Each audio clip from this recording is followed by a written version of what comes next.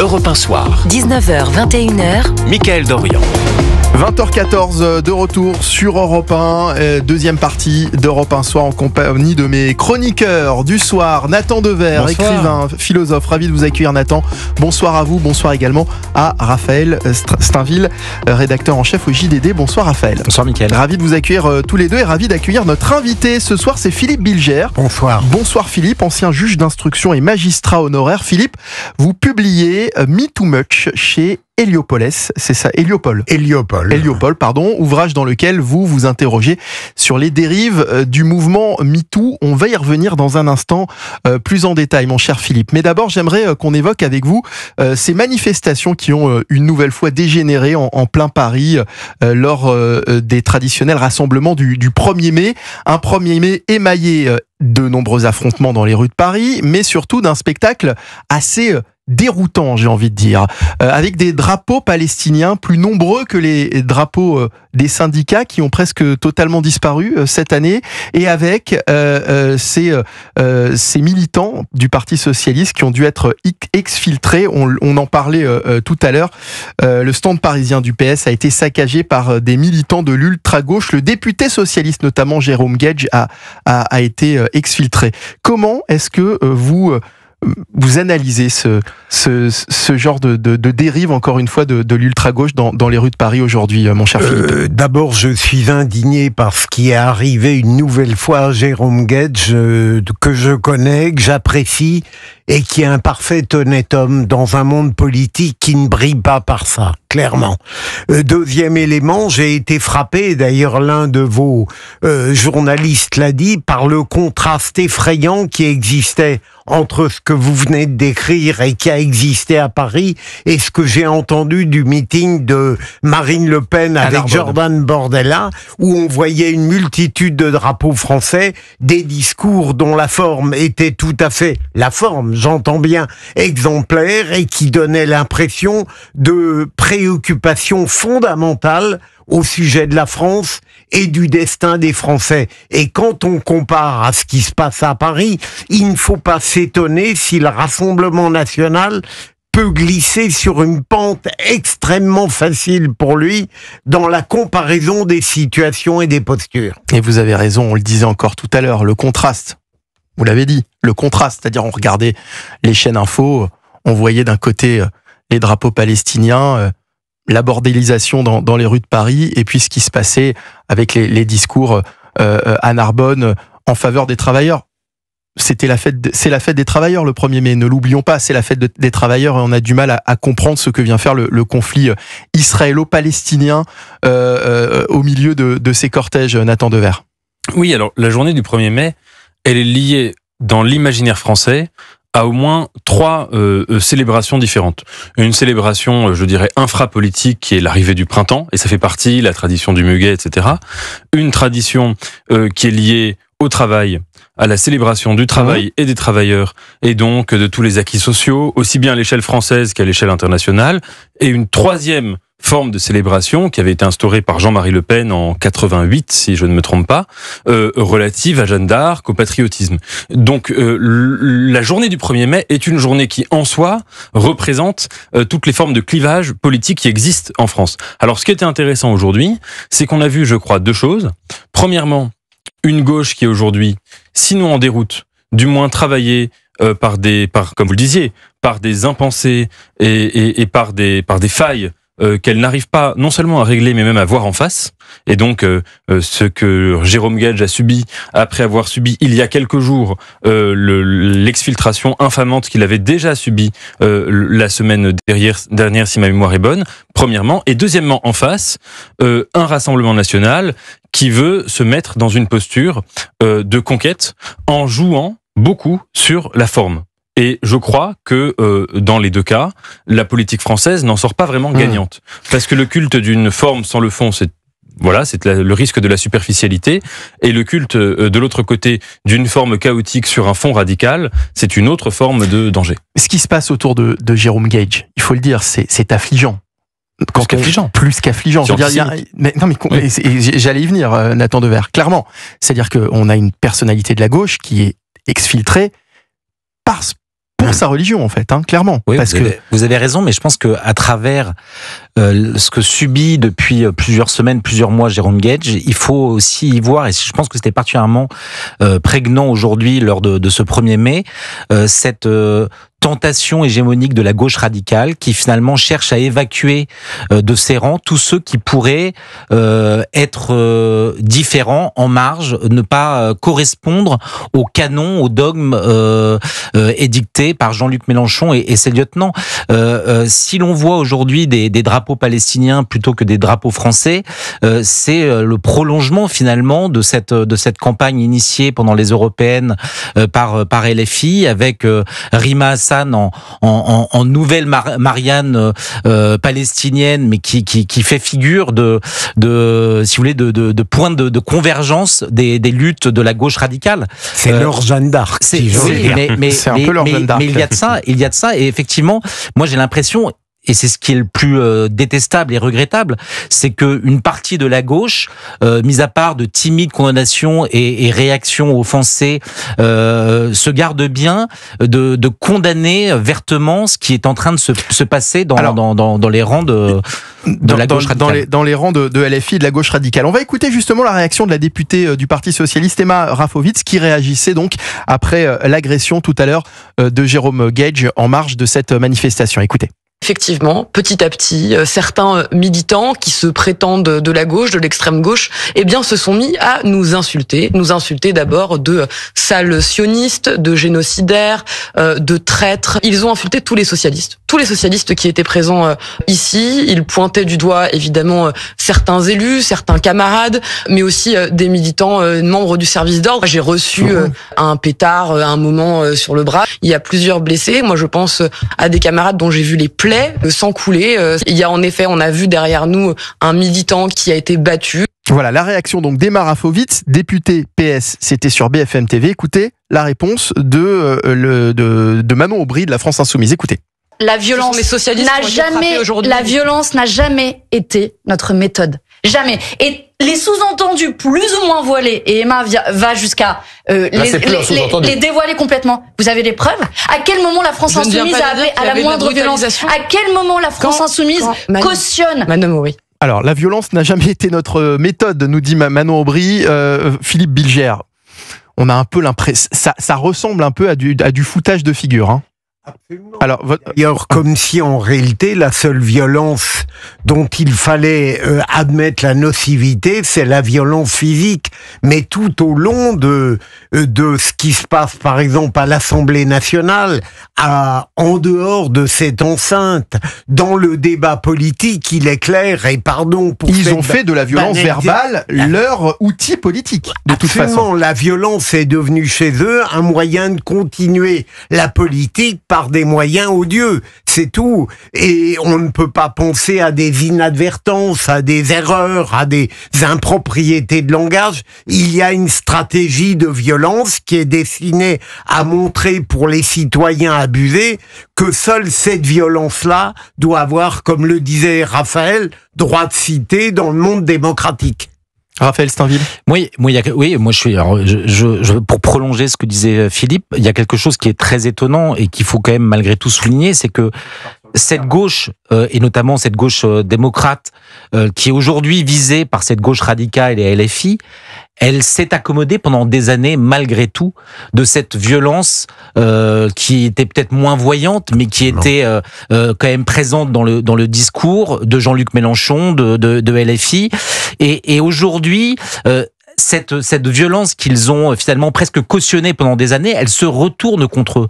Parce qu'il y a vraiment cette volonté hégémonique de LFI de vouloir écraser ceux qui étaient jusqu'à présent ses alliés de circonstances pour faire des accords électoraux et parvenir à essayer de constituer des majorités. Et aujourd'hui, parce qu'ils se sentent en position de force, ou peut-être parce que la gauche, et notamment les socialistes, se réveillent et ouvrent les yeux, ils sont désormais victimes de cette violence qui jusqu'à présent était réservée à la droite et au Rassemblement national. Un dernier mot sur ce sujet, Nathan. Moi, j'irais plus loin que le terme de violence. Parce que je crois que cette violence, elle a en l'occurrence un contenu qu'on peut qualifier par au moins 2 adjectifs. L'un, on pourrait comparer ça à une forme de Trumpisme, et l'autre, si on est même un peu plus radical, à une forme de fascisme. Quand vous faites un événement politique, il faut y réfléchir quand même. Chaque fois que LFI organise une manifestation politique ou citoyenne en France, ça se manifeste toujours, ou bien par des violences contre des personnes ou des biens, et à tout le moins par des phénomènes de purge. On prend des gens qui sont considérés comme impurs de la manifestation, impurs non pas en raison de leurs idées, de leur positionnement, mais de leurs origines, parce que, je rappelle, Jérôme Guedj, il est pas sioniste. Il est pour 2 États. Donc il est aussi bien sioniste que pro-palestinien. Il avait été hué à une manifestation pro-israélienne, à la place du Trocadéro. Jérôme Guedj, il est à la fois sioniste et pro-palestinien. Et Emma Rafovitz aussi. Et c'est intéressant parce que Emma Rafovitz, elle avait été victime d'une campagne de haine à laquelle avaient participé plusieurs personnes aussi militants de la France Insoumise, sur la base de son nom de famille, qui était le même que Olivier Rafovitz, qui est, si je ne me trompe pas, son oncle très éloigné, qui est porte-parole de l'armée israélienne, comme si quelqu'un devait avoir... loin. Non, mais évidemment, mais ça reste de l'antisémitisme de toute façon. C'est de l'antisémitisme. Parce que encore une fois, on va parvenir sur la définition du sionisme. Mais sionisme, et ce que vous dites, il n'est pas sioniste, mais ce n'est pas une insulte déjà d'être sioniste. D'abord, c'est pas une insulte, mais en l'occurrence, quelqu'un comme Jérôme Guedj, comme Emma Rafovitz, ne sont pas plus sionistes que pro-palestiniens. Ils sont les deux. Ils sont pour 2 États. Donc évidemment, ils sont pour l'existence d'un État d'Israël. Mais donc quand on les vise eux plus que n'importe qui d'autre au Parti socialiste, en disant sioniste, sale sioniste, enfin toute cette rhétorique-là, c'est évidemment pas sioniste qu'on désigne. Ça veut dire c'est pas une idéologie politique ou un projet politique.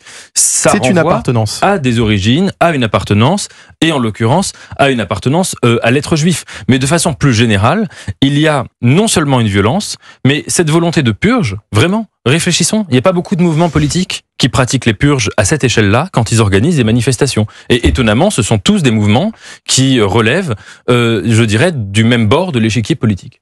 Philippe Bilger, est-ce que vous pensez que tout ça va avoir des conséquences politiques, notamment au sein du Parti socialiste ? Je l'espère. Il ne serait que temps que le Parti socialiste, qui comporte tout de même des personnalités que je peux apprécier, se détache politiquement, radicalement de la France insoumise et ne la rejoignent pas lorsque des opportunités ou des clientismes électoraux reprendront leur empire. Non, j'espère que ça va durer.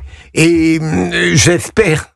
je n'ai jamais détesté François Hollande et donc j'espère que sa ligne l'emportera. Il est nécessaire qu'on ait un parti socialiste digne de ce nom, c'est-à-dire digne. Raphaël Steinville. Nathan tout à l'heure évoquait cette pureté de cette gauche mélenchoniste. Effectivement, il y a quelque chose d'extrêmement dangereux dans ce qui est en train de poindre. Et quand je dis poindre, c'est qu'en fait la vérité, c'est que ça fait des années qu'on voit ça advenir. Mais le danger, il est d'autant plus frappant que pour une des journées les plus importantes de notre pays, ça reste une fête très importante, le 1er mai, on a l'impression finalement que cette journée a été entièrement récupérée par l'islamo-gauchisme. C'est l'impression qu'on a aujourd'hui. Mais c'est leur volonté et ça, c'est la démonstration aussi de leur force. Et quels que soient les gages que pourraient donner Jérôme Guedj et quelques autres au Parti socialiste, on voit que ça ne sera jamais suffisant. Aujourd'hui, c'est Jean-Luc Mélenchon et ses alliés qui définissent le camp du bien, le camp du mal, la gauche du reste. Aujourd'hui, d'une certaine manière, Jérôme Guedj et ses amis font dans l'esprit de Jean-Luc Mélenchon et de ses associés, c'est la droite, c'est l'extrême droite. On voit la manière dont ils définissent le débat et organisent le débat. Et c'est pour ça que j'en reviens à cette notion de pureté. Tout ce qui n'est pas insoumis finalement devient des adversaires, une gauche impure, une gauche qui a trahi. Et c'est comme ça qu'il faut voir la violence. Mais est-ce que cette prise de conscience, elle va avoir lieu au sein du Parti socialiste ? Évidemment. Parce qu'à un moment donné, vous dites évidemment. Mais elle devrait avoir lieu. Elle devrait avoir lieu, mais est-ce que ça paraît pas forcément évident aujourd'hui lorsqu'on entend certaines personnalités, lorsqu'on entend Olivier Faure notamment. Mais pour le dire en un mot qui est très simple, la droite a pu engendrer dans l'histoire et notamment par le siècle passé des monstres politiques. Je crois que en France on les a pensés, ces monstres, qu'on les nomme, que les dangers de l'extrême droite ils sont connus dans l'imaginaire français. La gauche a engendré aussi des monstres politiques qui ont fait des millions de morts, des monstres politiques qui ont généré des idéologies totalitaires, et notamment une. La gauche, on parlait de l'antisémitisme, mais il n'y a pas que ça, mais sur la simple question de l'antisémitisme, une partie de la gauche a toujours été en France et en Europe perméable à l'antisémitisme. C'est le seul point commun entre Marx et Proudhon, qui s'opposaient surtout, qui s'insultaient, mais qui étaient tous les deux viscéralement antisémites. La gauche ne veut pas nommer cela avec suffisamment de courage et ne veut pas voir en face la généalogie qui peut être celle de ces partis sombres et de ces ombres. Et c'est ça le problème. Actualité. Europe 1 Soir. 19h, 21h. Mickaël Dorian. En compagnie toujours de Nathan Dever, de Raphaël Steinville et puis de notre invité ce soir, Philippe Bilger, qui publie chez Heliopol Me Too Much, ouvrage dans lequel, Philippe, vous vous interrogez sur les dérives du mouvement MeToo. C'est dans la forme un ouvrage hybride entre l'essai et le roman, finalement, Philippe. Absolument. Vous avez raison de dire que je dénonce les abus existants et possibles et les dérives de MeToo dans un extrémisme parfois qui peut choquer, mais j'insiste sur le fait aussi que dans ses origines, dans son inspiration, MeToo est un mouvement que j'approuve. Et si je peux, c'est sur les plateaux médiatiques, quand j'étais confronté par exemple à l'excellente Elisabeth Lévy, qui n'avait pas du tout mon point de vue sur MeToo, j'étais naturellement amené à défendre presque pleinement MeToo. Et c'est seulement quand j'ai pu me retrouver durant les vacances face à moi-même, si j'ose dire, que j'ai osé dire ce que je pensais véritablement de ce mouvement, de ses ombres, bien sûr, mais aussi de ses lumières. Il est fondamental, mais pour le sauver, pour sauvegarder sa pureté, il faut qu'il fasse attention à certaines dérives. Il est fondamental et d'ailleurs, vous dédiez votre livre à toutes les résistantes. Voilà, et puis-je parler encore plus sincèrement que d'habitude, je voulais le dédier, ce petit ouvrage, aux résistantes qui n'avaient pas attendu MeToo pour résister. Et on m'a dit, et j'ai suivi le conseil, qu'il valait mieux dire à toutes les résistantes. Ça correspond absolument à mon point de vue aussi. J'aime énormément les résistants et les résistantes, entendons-nous, authentiques. Alors vous racontez l'histoire d'un grand avocat spécialisé dans les mises en cause d'artistes ou de personnalités qui lui-même s'interroge et se demande s'il ne sera pas un jour lui aussi la cible de ce mouvement. C'est l'idée, hein ? Absolument, et ça me permet, parlant à la place de cet avocat, me mettant en quelque sorte dans son esprit, d'avoir une liberté de pensée absolue, de pouvoir lui offrir des analyses sur les affaires dont on parle, et évidemment l'amener, comme vous le dites très bien, à s'interroger sur son comportement personnel qui, selon les termes d'aujourd'hui, n'a pas toujours été irréprochable. Il a très peur de devenir en effet la cible d'un site dont je parle que sur le plan de l'inquisition... Mon Dieu, de l'investigation, j'aime bien, mais que dont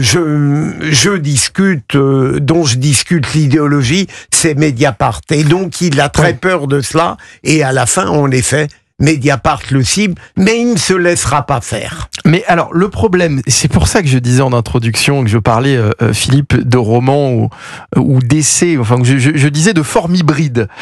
Parce qu'on ne sait pas vraiment si c'est lui qui se pose toutes ces questions ou si c'est vous, finalement. On m'a beaucoup demandé ça et je trouve que votre interrogation est très pertinente. C'est tout de suite, quand on lit le livre, on se pose tout de suite cette question quand même. Comprenez bien, Mickaël, que, outre la 4e de couverture qui le précise, si j'avais parlé en mon propre nom, je n'aurais pas pu avoir cette liberté absolue. Et sans être un citoyen parfait, je n'ai pas le passé que je prête à cet avocat et depuis des années, je ne me suis jamais interrogé sur ma compatibilité avec les vertus d'aujourd'hui, celles que réclame MeToo. Il fallait que je puisse faire parler totalement librement un avocat. C'est-à-dire que ces craintes portées par cet avocat, vous-même, Philippe Bilger, vous ne les avez pas eues. Non, je ne les ai pas eues. Et il est évident que si j'avais eu un comportement très discutable dans ma vie personnelle ou dans ma vie professionnelle, j'aurais parfaitement compris aujourd'hui. Mais c'est quoi un comportement discutable aujourd'hui? Le fait que, par exemple, aujourd'hui, dans l'extrémisme de MeToo, on peut être incriminé, et pas seulement par Mediapart, par des inquisiteurs qui mettent tout sur le même plan.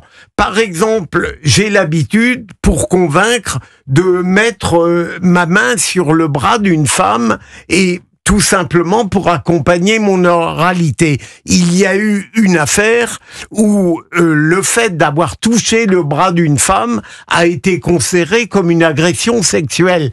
Donc je veux dire, on peut passer de choses... Donc là, vous êtes interrogé sur cette question-là, par exemple. Oui, mais heureusement, je sais évidemment comment je le fais, et les êtres auprès desquels je l'ai fait ont perçu ma totale bonne foi. Mais de toute manière, je trouverais grotesque qu'on poursuive quelqu'un pour une agression sexuelle qui consiste à toucher le bras d'une femme. Et c'est l'un des reproches fondamentaux que je fais aujourd'hui aux dérives de MeToo, c'est de mettre tout sur le même plan. On met sur le même plan parfois un propos indélicat, un geste grossier, une agression sexuelle véritable, et bien sûr, le pire du pire, le viol. C'est totalement scandaleux. On ne met pas tout sur le même plan. Et j'ose dire que... Et puis, pardon, Michael, comme je sais que nous sommes un peu limités, je dénonce surtout le fait qu'aujourd'hui et depuis quelque temps, une femme peut se plaindre, peut déplorer, mais ça n'est pas pour ça qu'elle dit la vérité. Nathan Devers. Ma chère Philippe, j'aurais une question à vous poser. Votre analyse très intéressante consistant à dire que MeToo est un mouvement de libération que vous approuvez, que vous admirez, mais dont vous critiquez les limites et les dérives. La question que j'aurais à vous poser, c'est de savoir si une partisane de MeToo vous répondrait la chose suivante. Vous direz, le problème de MeToo, pourquoi on a fait MeToo? Parce que 1% des viols, au moment où MeToo a commencé, donnait lieu à une condamnation effective. Alors je vous cite cette statistique, mais en tout cas, il est vrai qu'une large majorité d'agressions sexuelles, de viols et d'affaires de harcèlement sexuel donnait lieu à une sorte de blanchissement par la justice, non pas parce que la justice serait intrinsèquement patriarcale, mais parce que c'est très dur de prouver dans ce genre d'affaires. Et donc, MeToo est quand même né de cette volonté de court-circuiter la justice par le tribunal des réseaux sociaux, quitte à oublier un peu la présomption d'innocence. Alors, qu'est-ce que vous pourriez répondre à quelqu'un qui vous dirait « mais nous n'avions pas le choix que d'opter pour les dérives qu'a pu engendrer MeToo ». Oui, alors d'abord, je ne suis pas persuadé, mais je vous fais confiance, Nathan, sur la validité des statistiques. Oui. Je les ai beaucoup entendues, je ne suis pas sûr qu'elles soient aussi pitoyables pour la cause judiciaire. Ensuite, il y a deux possibilités. Lorsqu'une plainte est déposée, elle peut aller, bien sûr, dans le processus judiciaire. Et dans ce cas-là, je réclame simplement qu'on admette la présomption d'innocence et non pas parfois la présomption de culpabilité qui semble surgir comme une évidence. Et sur les réseaux sociaux, qui malheureusement sont trop souvent un cloaque, j'essaye de dire par l'entremise de cet avocat qu'il faut résister à cette perversion d'aujourd'hui qu'un grand avocat américain dénonçait, la culpabilité par accusation. C'est terrifiant lorsqu'on y met en cause sur un réseau social. Le mis en cause se défend, il est coupable. Il se tait, il est coupable. Philippe, moi j'ai une question à vous poser. Pourquoi est-ce que vous avez eu envie d'écrire sur ce sujet? Au début de cette interview, vous avez parlé, vous avez dit que l'idée vous était venue lors d'un été. Oui, parce que sur les plateaux médiatiques, Michael, aussi libre et sincère qu'on puisse être, lorsqu'on parlait de MeToo, je me suis trouvé dans des configuration où je me sentais plutôt tenu, compte tenu de mes contradicteurs, de défendre MeToo dans sa pureté. Oui, mais Philippe, cet argument, il est valable sur plein de sujets. Oui, mais celui-là me touchait, m'intéressait au plus haut point. Et durant les vacances, j'ai commencé à écrire en me mettant dans la peau de cet avocat et en exprimant tout ce que j'avais envie de dire sur MeToo, à la fois sur ses forces, comme vous l'avez très bien dit, sur sa grandeur, sur son obligation et sur les résultats positifs que MeToo obtient aujourd'hui, parce que je suis persuadé qu'il y a beaucoup de rapports de force et de pouvoir qui sont limités et je l'espère même éradiqués sur le plan intime qu'ils pouvaient engendrer. Et pour le reste, c'est pour sauver MeToo de ces possibles excès que je me suis permis d'écrire ce petit livre. Raphaël Stainville. C'est toujours très délicat d'aborder ce mouvement MeToo et j'avoue que à vous entendre, je suis toujours un peu troublé lorsque vous évoquez ce sujet parce que vous êtes un homme de droit, parce que vous avez été procureur, parce que vous aimez la justice et que d'une certaine manière, MeToo dans son expression, dans son déroulé, c'est presque l'envers de la justice. C'est-à-dire que aujourd'hui, et vous l'avez très bien expliqué, le tribunal populaire, le tribunal médiatique a vite fait de condamner des personnes dont le nom a pu être jeté en pâture, quand bien même pourrait-il être vraiment coupable. Et c'est en ça que je m'interroge, c'est-à-dire que vous dénonciez les dérives, mais ça veut dire que quand même malgré tout vous défendez éperdument le principe même de MeToo dans son essence. Oui, parce que MeToo, enfin, me semble-t-il, lorsque ce mouvement s'est installé dans l'espace public et que il a été largement approuvé et qu'il a fait surgir un certain nombre d'affaires qui étaient occultées, étouffées ou passées sous silence parce qu'on les considérait comme dérisoires, eh bien, je considère que là, il y a eu une grande avancée de MeToo. Mais Raphaël Stainville, l'essentiel du livre, et Michael, vous l'avez très bien dit, c'est la dénonciation de ce qui peut se passer dans le processus judiciaire où trop longtemps j'ai eu l'impression que les personnes mises en cause étaient accablées par une présomption de culpabilité. Tout ce que je demande simplement en tant qu'ancien magistrat, à supposer que j'ai une légitimité supérieure à celle des autres, c'est le fait qu'on applique à ces affaires les règles ordinaires. Un mis en cause, un mis en examen, quel que soit le passé qu'il a eu, a le droit de se défendre, il n'est pas présumé coupable et qu'on revienne avec MeToo à des règles de justice qui honoreraient et la démocratie et l'état de droit. MeToo a basculé d'un mouvement de libération, je reprends cette phrase, en un jeu de massacre dont la cible privilégiée est l'homme célèbre, et parce qu'il est célèbre et parce qu'il est homme, il est doublement présumé coupable.